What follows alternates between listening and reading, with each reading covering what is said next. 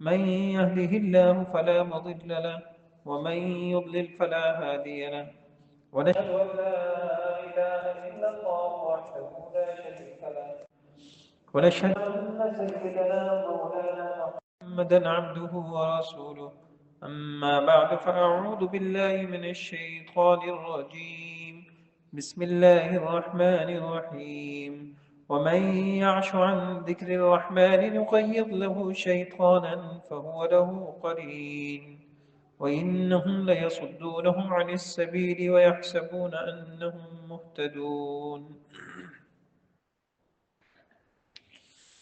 صدق اللہ العظیم۔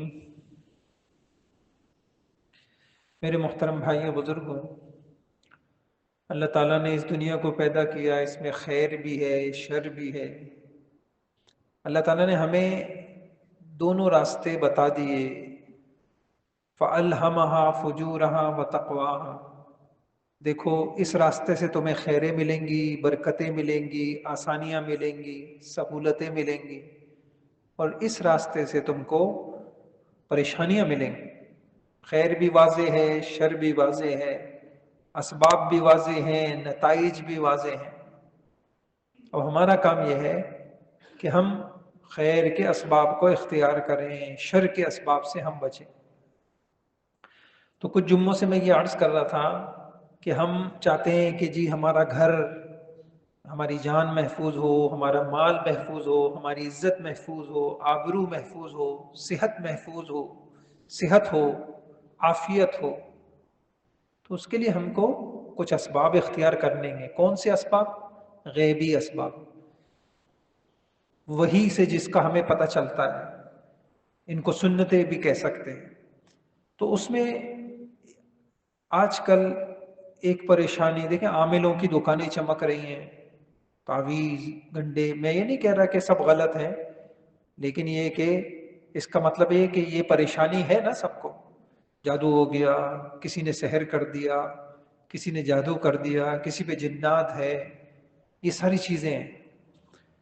اب وہ کون سی زندگی ہے کہ اگر ہم اختیار کریں تو ان چیزوں سے ہماری حفاظت ہو؟ تو کچھ چیزیں میں نے عرض کی، قرآن کے ذریعے سے علاج، آگے کچھ حضور علیہ السلام کی دعائیں ہیں، کچھ دعاؤں کے اہتمام۔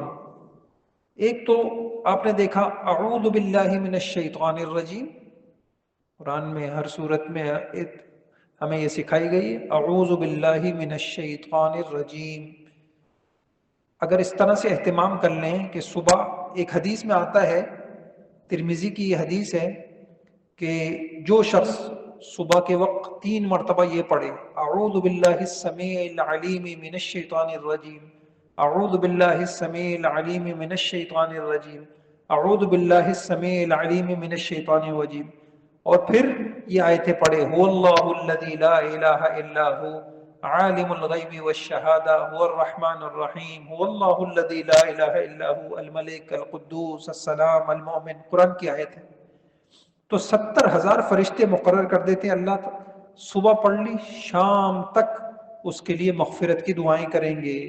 اس دن اگر اس کا انتقال ہو گیا تو وہ شہید مرے گا، اس کو اتنا اجر ملے گا۔ شام کو پڑھے گا تو صبح تک یہی ہوگا۔ تو اعوذ باللہ کے ذریعے سے ہم اپنی زندگی کو محفوظ کریں، اس میں ایک بات یہ آ گئی۔ پھر ایک خاص چیز ہم کو ملتی ہے جس کو ہمارے ہاں چوتھا کلمہ لوگ کہتے ہیں۔ حدیث میں تو یہ الفاظ تو خیر نہیں ہے، لیکن آسانی کے لیے بچوں کے لیے کہہ دیتے چوتھا کلمہ، لا الہ الا اللہ وحدہ لا شریک لہ لہ الملک ولہ الحمد وہو علی کل شیء قدیر۔ یہ جو کلمات ہیں یہ حفاظت کے لیے بہترین کلمات ہیں۔ اور مسلم شریف کی روایت ہے کہ حدیث میں آتا ہے کہ جو شخص دن میں 100 مرتبہ یہ پڑھے گا اس کو 10 غلام آزاد کرنے کا اجر ملے گا، 100 نیکیاں ملیں گی، 100 گناہ معاف ہوں گے، اور شام تک شیاطین سے، جس میں جنات بھی آ گئے، اس کی حفاظت ہوگی۔ اور اس دن اس سے افضل کوئی عمل کرنے والا شمار نہیں ہوگا، الا یہ کہ کوئی اس سے بھی زیادہ پڑھ لے۔ لوگوں نے تجربہ کیا کہ جو لوگ یہ کلمات پڑھتے ہیں، لا الہ الا اللہ وحدہ لا شریک لہ لہ الملک ولہ الحمد وہو علی کل شیء قدیر۔ تو جنات ان کے اوپر اثر نہیں کر سکتے، شر گندی طاقتیں ان کے اوپر اثر نہیں کر سکتی۔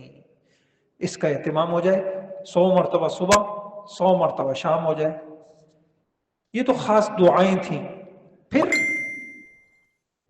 شر کی طاقتوں سے بچنے کا جو بہترین علاج ہے وہ ہے کثرت سے اللہ تعالیٰ کا ذکر، کثرت سے اللہ تعالیٰ کا ذکر، کیونکہ خود قرآن میں ہے وَمَن يَعْشُ عَن ذِكْرِ الرَّحْمَنِ نُقَيِّضْ لَهُ شَيْطَانًا فَهُوَ لَهُ قَرِينٌ وَمَن يَعْشُ عَن ذِكْرِ الرَّحْمَنِ نُقَيِّضْ لَهُ شَيْطَانًا فَهُوَ لَهُ قَرِينٌ، کہ جو اللہ کے ذکر سے اعراض کرتا ہے اندھا بن جاتا ہے، ہم اس کے ساتھ ایک شیطان کو باندھ دیتے ہیں، اس کے ساتھ چپک جاتا ہے شیطان، اس کو وسوسے ڈالنا، اس کو غلط بات کی طرف لے جانا، اس کو غلط بات حکم دینا، تو یہ ہے۔ تو ہم اپنی زبانوں کو مانوس کریں۔ یہ کوئی گاڑی کھڑی ہوئی ہے میرے آنکھوں پہ لگ رہی ہے، سورج کی روشنی کیا ہے؟ تو ایک اس کا اہتمام کریں کہ کثرت سے اللہ کا ذکر، اٹھتے بیٹھتے چلتے پھرتے اللہ کا ذکر، اتنا ذکر اللہ کا کریں کہ ہماری زبانیں بغیر ذکر کے رہ نہ سکیں، بغیر ذکر کے ہماری زبانیں رہ نہ سکیں۔ آپ اس کی برکتیں دیکھیں گے۔ اپنے گھر والوں کو اس کا اہتمام کروائیں، آہستہ آہستہ آہستہ۔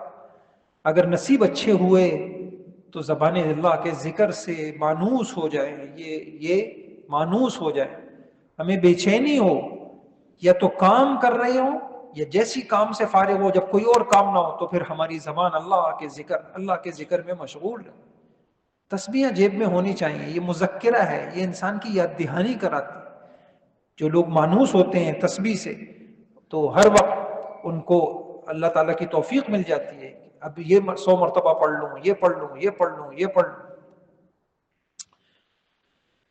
اور حدیث سے بھی پتہ چلتا ہے، امام بخاری رحمہ اللہ نے بھی ایک جگہ لکھا ہے کہ شیطان اپنی سونڈ یہاں انسان کے بائیں کندھے کے پیچھے لگا کے رکھتا ہے، جیسی دیکھتا ہے اس کا دل غافل ہے، تو جیسے مچھر گھساتا ہے ایسے وہ اپنی سونڈ اس کے دل کی طرف لے جاتا ہے، پھر اس کے دل میں خیالات، وساوس اور پریشانی کے، شیطان کا کام ہی یہی ہے کہ ایمان والوں کو خیالات کے ذریعے سے پریشان رکھ۔ انما النجوى من الشیطان لیحزن الذین آمنوا، شیطان کا کام کیا ہے؟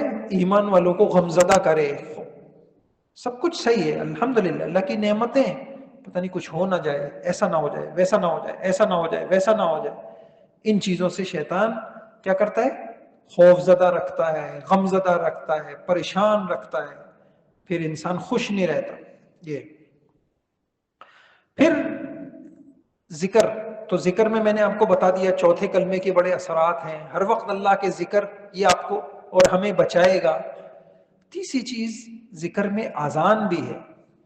یہ مسلم شریف کی روایت ہے، ایک صحابی کہتے ہیں کہ میں اپنے ایک غلام کے ساتھ ایک باغ میں گیا تو ایک دم کسی نے آواز دی نام لے کر، تو اس نے دیکھا تو کوئی بھی نہیں تھا، آ کے ہم نے اپنے والد صاحب کو یہ قصہ بتایا۔ انہوں نے کہا کہ اگر مجھے پتا ہوتا تو میں تم کو کبھی نہیں بھیجتا یہاں، یہ جنات تھے، شیاطین تھے۔ تو اس پر انہوں نے کہا کہ بیٹا جب اس طرح کا کوئی واقعہ ہو جائے تو اذان دیا کرو، اذان سے شیطان اور جنات بھگ جاتے ہیں، گندے جنات شیطان۔ حدیث ہے صریح، ان الشیطان اذا نودی بالصلاۃ ولّا، شیطان جب یہ اذان کی آواز سنتا ہے اس سے برداشت نہیں ہوتا، وہ بھاگ جاتا۔ تو اذان کے کلمات، اب مجھے بتائیے ہمارے کتنے گھر ہیں جن کے اندر یہ مزاج ہے کہ جس وقت مسجد کی اذان کی آواز آتی ہے تو گھر میں سب خاموش ہو جاتے ہیں، بچے بھی، چھوٹے بھی، بڑے بھی، مرد بھی، خواتین بھی، اور توجہ سے اذان کو سنتے ہیں اور اذان کے کلمات کو دہراتے ہیں۔ آپ خود سوچئے، ہمارے ایک دم غفلت کا ماحول ہے۔ ایک دور تھا کہ اذان ہوتی تھی، خواتین سروں پہ دوپٹے لے لیتی تھیں، گھروں میں خاموشی ہو جاتی تھی، ادب تھا۔ ادب تھا، اللہ کی کلمات کا ادب، آذان کا ادب، قرآن کا ادب. تو یہ ادب اگر میں اپنے گھر میں یہ چیز نہیں پیدا کر سکا، میں ناکام باپ ہوں. میں ان کو بادب نہیں بنا سکا، میں ان کے دل میں اللہ کے نام کی عظمت نہیں بٹھا سکا، اللہ کے نام کی عظمت نہیں بٹھا سکا. آگے نسل کا معاملہ اس سے بھی عجیب نکلے گا. اس لیے آپ دیکھیں گے کہ ہمارے بچوں کو دین کی بات سننا نہیں آتی. کن بچوں کو شوق ہے کہ کہیں بیان ہو رہا ہے کہ اب والد صاحب سے کہیں کہ ابو میں بیان میں جانا چاہتا ہوں؟ کن کو شوق ہے؟ شوق کہاں سے آئے گا؟ تو کانوں کو مانوس کرنا کہ ہم توجہ سے اللہ کی بات سنا کریں، بچوں کو یہ ادب سکھانا. پھر اسی طریقے سے اللہ کے ذکر میں کچھ ذکر ایسے ہیں جو موقع کے اللہ کے نبی نے ہمیں سکھائے ہیں. اللہ کے نبی نے ہمارے اوپر کتنے احسانات ہیں، اللہ اکبر. ہمیں اللہ تک پہنچنے کے کتنے طریقے بتائے ہیں، کاش کہ ہم اس کی قدر کرتے. تو اللہ کے نبی نے ہم کو کیا سکھایا کہ بھئی تمہاری زندگی میں غفلت نہیں ہونی چاہیے، ہر وقت اللہ کو یاد کرو. اس موقع پہ یہ پڑھ لو، اس موقع پہ یہ پڑھ لو، اس موقع پہ یہ پڑھ لو، اس موقع پہ یہ پڑھ لو. یہ دعائیں تمہارے لیے ایک حفاظتی حصار قائم کریں گی، حفاظتی حصار. پھر جن، جنات، جادو، سحر، ٹونا، کوئی چیز تم پہ اثر نہیں کرے گی. اس میں خاص طور سے کھانے کا عمل. ہم دن میں کتنی مرتبہ کھاتے ہیں؟ ہمارے گھر میں کتنی مرتبہ کھانا لگتا ہے؟ صبح کھاتے ہیں، دوپہر کھاتے ہیں، شام کھاتے ہیں، رات کھاتے ہیں، ایک دن کھاتے ہیں، 2 دن کھاتے ہیں، روز کھاتے ہیں. اب مجھے یہ بتائیے، یہ کھانا اگر ہم غفلت کے ساتھ کھائیں گے اس کے اثرات ہوں گے کھانے میں. صریح حدیثیں ہیں. حدیث میں آتا ہے کہ جس وقت انسان گھر میں داخل ہوتا ہے اور وہ بسم اللہ نہ پڑھے، یعنی اللہ کا ذکر نہ کرے، تو شیطان کے لشکر اس میں آ جائے. ایک شیطان آواز لگاتا ہے، آؤ بھائی ادرکتم المبیت والعشاء، آؤ آج رات بھی یہاں گزاریں گے اور آج کھانا بھی یہیں کھائیں گے، ان لوگوں کے کھانوں میں اثرات ڈالیں گے. اب جن گھروں میں شیاطین ساتھ کھا رہے ہوں گے تو ان گھروں میں کھانے کے بعد کوئی روحانیت پیدا ہو رہی ہوگی یا ایک دوسرے کی نفرت پیدا ہو رہی ہوگی. ہمیں تو ہر لقمے پہ اللہ کا ذکر کرنا چاہیے. ایک لقمہ بھی اللہ اکبر. ہضم کا نظام چل رہا ہے، دانت صحیح ہیں، دانت چبا رہے ہیں. پوچھیں لوگوں سے کیسے کیسے دانت کے مریض، معدے کے مریض، گردے کے مریض. ایک لقمہ ہم تک پہنچنے میں کتنے ہاتھ لگتے ہیں، کتنے لوگوں کی محنتیں لگتی ہیں، تب جا کے ایک لقمہ ہمیں ملتا ہے. اور وہ لقمہ ہم غفلت کے ساتھ کھائیں، اس میں ہمیں سب یاد، ہاں بڑا لذیذ ہے، بہت اچھا پکایا ہے آپ نے، ہمیں یہ یاد ہو، ہمیں یہ یاد نہیں ہو کہ یہ کس نے ہم تک پہنچایا ہے. منعم کو بھول جانا، اپنے محسن کو بھول جانا، اپنے رب کو بھول جانا، یہ کتنی بڑی، اس سے گندی زندگی اور کیا ہوگی. تو اگر ہم کھانے کے وقت غافل ہوئے، ہمارے بچے، ہماری بیویاں، اللہ پاک پھر رحمتیں نہیں آئیں گی، پھر لعنتیں آئیں گی، پھر بے برکتیاں آئیں گی، اور اس کے اثرات پھر شیاطین ہوں گے. آپ کسی گندے ہاتھ والے کو تو اپنے ساتھ کھلانے کے لیے تیار نہیں ہے. کسی بھنگی کو کوئی کبھی نہیں کھلائے گا اپنے ساتھ، ناپاک ہے. اللہ اکبر. اور شیطان جو ساری ناپاکیوں کی جڑ ہے، ساری گندگیوں کی جڑ ہے، وہ آپ کے کھانے میں ساتھ ہے، آپ کے پینے میں ساتھ ہے، آپ کے بستر میں آپ کے ساتھ ہے، آپ کے ہر عمل میں ساتھ ہے. مسلم کی ایک روایت ہے جس سے پتہ چلتا ہے شیطان ہر عمل میں تمہارے ساتھ ہے. حتیٰ کہ ازدواجی تعلق میں دعا سکھائی حضور نے، اللہم جنبنا الشیطان وجنب الشیطان ما رزقتنا. اگر اس موقع پہ بھی کسی نے غفلت کی تو شیطان اس عمل میں بھی ساتھ. اب جو اولاد پیدا ہوگی وہ کیسی ہوگی.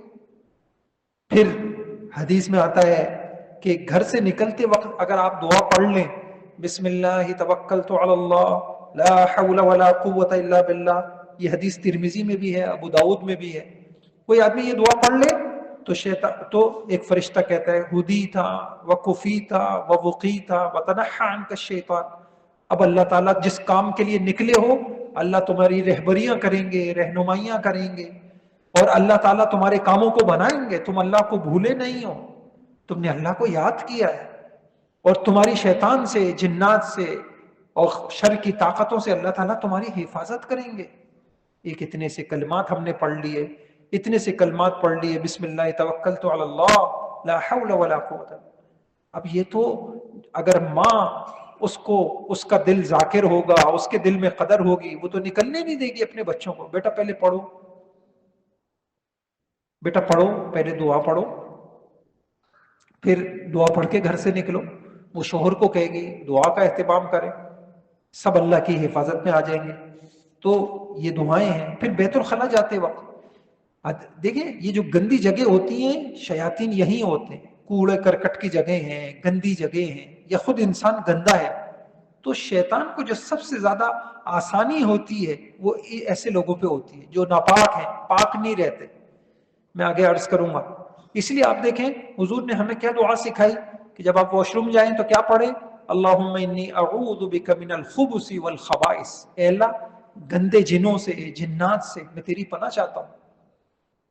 اب مجھے بتائیے ہمارے کتنے بچے اس کا اہتمام کر رہے ہیں؟ اسی وجہ سے تو پھر یہ دیکھیں نا، عورتیں ہیں، فلاں ہیں، عجیب عجیب طرح کی بیماریاں. آپ کیا سمجھ رہے ہیں بیماریوں میں یہ اسباب نہیں ہے؟ یہ اسباب ہے. احادیث سے پتہ چلتا ہے شیاطین اثرات لگا دیتے ہیں. حتیٰ کہ ایک آدمی لباس اتار رہا ہے، ہمیں دعا سکھائی گئی ہے جس وقت لباس اتارو تو بسم اللہ پڑھو. تو کیا فائدہ ہوگا؟ ایک پردہ اللہ حائل کر دیں گے، شیطان جنات تمہیں دیکھ نہیں سکیں گے، وہ اثرات ڈالتے ہیں. تو اس کا اہتمام ہو کہ ہم بیت الخلا جاتے وقت، تو یہ میں نے آپ کو کتنے سال کیا، قرآن کے ذریعے سے اپنی زندگی کو محفوظ کریں اور دعاؤں کے ذریعے سے اپنی زندگی کو محفوظ کریں. اور کیا شور ہو رہا ہے؟ اللہ کے ذکر کے ذریعے سے اپنی زندگی کو محفوظ کریں. اللہ کے ذکر کے ذریعے سے اپنی زندگی کو محفوظ کریں. پھر آپ دیکھیں گے ہماری زندگیوں میں، گھروں میں برکتیں ہوں گی. ہمارے گھروں میں رونا ہے، رونا، چیخیں، پکارے، نفرتیں، جھگڑے، بے برکتیاں. یہ کیوں ہیں؟ یہ کیوں ہیں؟ یہ اس وجہ سے ہے کہ ہم جس کی زمین پہ چل رہے ہیں اور جس کی دی ہوئی نعمتوں کو کھا رہے ہیں، ہم نے اس کو بھلا دیا. تو پھر کیا ہو گیا؟ ہمارے گھر میں ساری گند آ گئی، شیاطین ہمارے گھر میں، جنات ہمارے گھر میں، جادو ہمارے گھر میں، بے برکتیاں ہمارے گھر میں. پھر ہمارے گھروں کی خوشیوں کو آگ لگ گئی ہے ان چیزوں کی وجہ سے. تو یہ حل ہے، یہ حل ہے، اس کے علاوہ کوئی حل نہیں ہے. پیسے سے آپ اپنی زندگی، مجھے بتائیے کون سی دنیا کی طاقت ہے جو شیطان کو آپ کے گھر سے باہر نکال دے؟ بتائیے دنیا کی کوئی طاقت ہے؟ ایک آدمی کروڑوں روپے، ارب پتی ہے، وہ کہے کہ میں کوئی کمپنی ایسی ہے میں وہاں سے گارڈ لے لوں گا. یہ گارڈ تو چور ڈاکو سے بچاتے ہیں، وہ گارڈ شیاطین سے کو میرے گھر میں نہیں آنے دیں. کوئی ہے ایسی کمپنی؟ ہے دنیا میں کسی کی طاقت؟ یہ طاقت صرف حضور علیہ السلام کے عمل میں ہے، حضور کی سنتوں میں ہے، حضور کے بتائے ہوئے علم میں ہے. کاش کہ ہم قدر کرتے، کاش کہ ہم قدر کرتے. یہ حضور کے علم میں یہ طاقت ہے صلی اللہ علیہ وسلم. تو ہم اس کا اہتمام کریں. ایک عمل، عجیب عمل ہے جس خوش نصیب کو اللہ تعالیٰ نصیب کر دے، ہر وقت باوضو رہنا، ہر وقت باوضو رہنا، ہر وقت باوضو رہنا. یہ بہت حفاظت والا عمل ہے. میں نے آپ کو کہا نا شیطانی طاقتیں انہی پر اثر کرتی ہیں جو ناپاک رہتے ہیں، ناپاکی میں نہیں رہتے. سب سے زیادہ دیکھیں 2-3 موقع ہیں جو بہت خطرناک ہوتے ہیں. ایک جس وقت انسان غافل ہوتا ہے، جس وقت انسان شہوت میں ہوتا ہے، جس وقت انسان غصے میں ہوتا ہے، اور جس وقت انسان ناپاک ہوتا ہے. یاد رکھیے گا، یہ اپنی نسلوں کو بتا کے مریے گا، یاد رکھیے گا یہ بات. یہ 4 جگہ ہیں. جو شخص ان چاروں میں سے کسی ایک چیز میں ہوتا ہے وہ ہر وقت خطرے میں ہوتا ہے. اس کے اوپر جنات، شیاطین، گندی طاقتیں، سحر، جادو اثر کرتے. میں نے دوبارہ عرض کرتا ہوں، جس وقت انسان غصے میں ہوتا ہے. قرآن آپ کھولیں گے کہ وَإِمَّا يَنزَغَنَّكَ، قرآن آپ کھولیں گے تو قرآن میں کتنی آیتیں آپ کو مل جائیں گے کہ شیطان غصے کے وقت انسان کے دل پہ قابو کر لیتا ہے، پھر انسان اس کے کنٹرول میں آ جاتا ہے، مشکل ہو جاتی ہے پھر. اور شہوت کے وقت جب انسان شہوت میں اندھا ہو جاتا ہے، کوئی بھی خواہش ہو، خواہش میں اندھا ہو جاتا ہے اور اپنے اوپر مسلط کر لیتا ہے اس وقت. تیسرے غفلت میں، جب انسان کا دل غافل ہوتا ہے، کچھ اللہ کی یاد نہیں ہے اس کے دل میں، نہ زبانوں میں. اور چوتھے جب انسان ناپاک ہو، ناپاک ہو. تو ایک ناپاکی کی جس کو حدث اکبر کہتے ہیں کہ انسان کے اوپر غسل واجب ہے، یہ تو ناپاکی کی خطرناک ہے بات، ایسے موقع پہ تو ہونا ہی نہیں چاہیے۔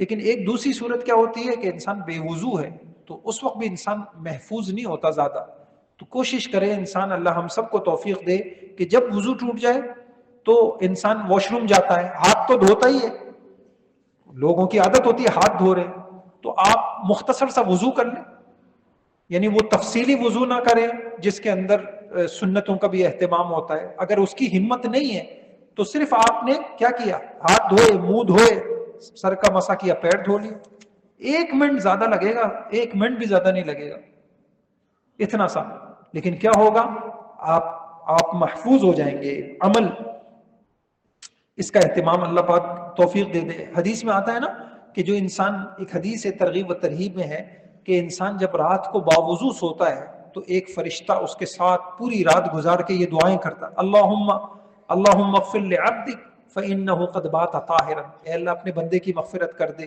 یہ پاکیزہ حالت کے اندر سو رہا ہے، پاک صاف سو رہا ہے۔ اللہ ہمیں توفیق دے، اگر ہمارے دل زندہ ہوتے تو ہمارے دلوں کو پتہ چلتا ناپاکی کی حالت میں کیا کیفیات ہوتی ہیں اور پاکی کی حالت کی کیا کیفیات ہوتی ہیں، یہ ہمیں محسوس ہوتی اگر ہمارے دل میں حیات ہوتی، زندگی ہوتی، بیداری ہوتی۔ اللہ مجھے بھی توفیق دے۔ اور ایک عمل ہے نمازوں کا اہتمام کرنا، جماعت کا اہتمام کرنا۔ جو لوگ نمازوں سے چھوڑ دیتے ہیں ان کے اوپر شیطان پورے طور پہ مسلط ہو جاتا ہے، جنات۔ رب بما اغویتنی لازینن لهم فی الارض ولاغوینهم اجمعین الا عبادک منهم المخلصین۔ آپ نے حدیث سنی ہوگی، ابو داؤد کی حدیث ہے، کوئی جنگل ہو، اس میں 3 آدمی ہوں، اس کے باوجود وہ جماعت سے نماز نہ پڑھیں تو شیطان ان کے اوپر مسلط ہو جاتا ہے۔ اس لیے جماعت کو ضروری سمجھو، بھیڑیا اکیلی بکری کو کھا جاتا ہے، آدمیوں کا بھیڑیا شیطان ہے۔ نماز، جو لوگ نماز نہیں پڑھتے ان کے اوپر تو پکا پکا شیطان مسلط ہے، اب ان سے شیطانی حرکات ہی ہوں گی۔ فجر کی نماز چھوڑ دی، ظہر کی چھوڑ دی، مسجد کب سے آئے نہیں، تو وہ ان کے اوپر شیطان مسلط ہو جاتا ہے۔ حضور صلی اللہ علیہ وسلم نے فرمایا جب بنی آدم آیت سجدہ پڑھتا ہے تو سجدان کہتا ہے تو شیطان اس سے دور بھاگتا ہے اور روتے ہوئے کہتا ہے ہائے میری بربادی، ابن آدم کو سجدے کا حکم دیا، اس نے سجدہ کر لیا تو اس کے لیے جنت ہے، مجھے سجدے کا حکم دیا، میں نے سجدہ نہیں کیا، میرے لیے جہنم ہے۔ آدمی سوچے کہ جو بندہ سجدہ نہیں، نماز نہیں کر رہا تو نماز نہیں آ رہا تو گویا وہ اللہ نے حکم دیا اس کو سجدے کا، وہ سجدہ نہیں کر رہا۔ اور مجھے بتائیے کہ سجدے کا انکار کس نے کیا تھا؟ شیطان نے کیا تھا۔ پھر اس کے ساتھ کیا ہوا تھا؟ تو آج جو آدمی اللہ کے حکم کو، اللہ کے فجر میں اللہ پاک نے کہا آؤ سجدہ کرو، اس نے کہا میں نہیں آتا، نیند میں سو رہا ہوں، سو کے اٹھ گئے، آؤ سجدہ کرو، ہم نے کہا میں نہیں آتا، میں دوستوں کے ساتھ ہوں، میں دکان میں ہوں، میں کام میں ہوں۔ عصر میں پھر کہا آؤ سجدہ کرو، کہا میں نہیں آتا سجدے کو۔ مجھے بتائیے پھر کیا ہوگا میرے بھائیوں؟ پھر کل قیامت میں، جی قرآن کی آیت ہے، جب قیامت میں کہا جائے گا سجدے کا حکم ہوگا تو پیٹھ تختے کی ہو جائے گی، جھکنا چاہیں گے جھک نہیں سکیں گے، سجدے والے سجدے میں جائیں گے، یہ جھکنا چاہیں گے، شرمندگی ہوگی، ذلت ہوگی، پھٹکار ہوگی، روئیں گے ہائے یہ کیا کیا۔ میرے بھائیوں جس گھر میں نماز نہیں ہے اس گھر کی تو کون اس کو آفتوں سے بچا سکتا؟ اس گھر والوں نے تو اللہ سے جنگ لڑی ہوئی ہے، اس گھر والوں نے تو اللہ سے جنگ لڑی ہوئی ہے، وہ کیسے محفوظ رہ سکتے ہیں؟ باقی ہم کہیں گے جی ہماری تو روٹین کی زندگی صحیح چل رہی ہے، صحیح نہیں چل رہی میرے بھائیوں، صحیح نہیں چل رہی۔ اللہ تعالیٰ مجھے بھی توفیق عطا فرمائے، آپ کو بھی توفیق عطا فرمائے، کچھ اعمال بتائے ذکر، کچھ اعمال بتائے دعائیں، کچھ عمل بتائے قرآن سے، کہ جب ہم ان عملوں پہ آئیں گے اللہ ہمیں خوشیوں بھری زندگی دیں گے، پاکیزہ زندگی دیں گے، سکون والی زندگی دیں گے۔ اللہ تعالیٰ ہمیں اطمینان والی، اللہ تعالیٰ سے دعا ہے اللہ تعالیٰ ہم کو یہ پاکیزہ زندگی اختیار کرنے کی اور حضرت محمد صلی اللہ تعالیٰ علیہ وسلم کی ان تعلیمات کو سینے سے لگانے کی، ان کی قدر کرنے کی، ان کو سیکھنے کی، ان پہ عمل کرنے کی، ان کو سکھانے کی اللہ ہمیں توفیق نصیب فرمائے۔ وآخر دعوانا